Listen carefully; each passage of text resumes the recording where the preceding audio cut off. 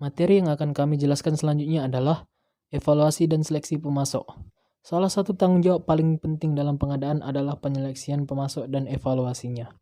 Penyeleksian dan evaluasi pemasok adalah proses yang melibatkan pernyataan kebutuhan perusahaan dan kemudian menentukan seberapa baik calon pemasok dapat memenuhi kebutuhan ini. Beberapa langkah dalam memilih pemasok adalah: 1. Mengenali kebutuhan dari pemasok.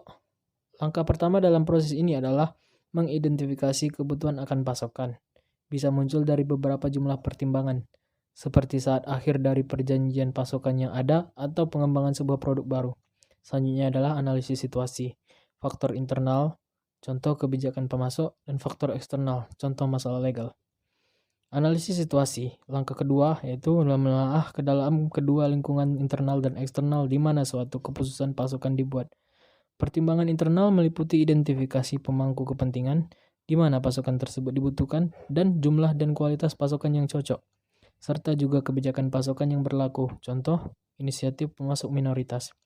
Selanjutnya adalah mengenali dan mengevaluasi calon pemasok, sumber dari informasi yang berpotensi, kemudian membentuk kriteria seleksi, dan memberikan bobot kepada kriteria seleksi.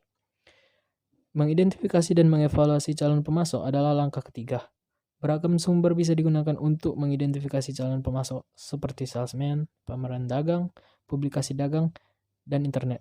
Sangat penting untuk mengenali dan memahami potensi keuntungan dan kerugian dari setiap sumber.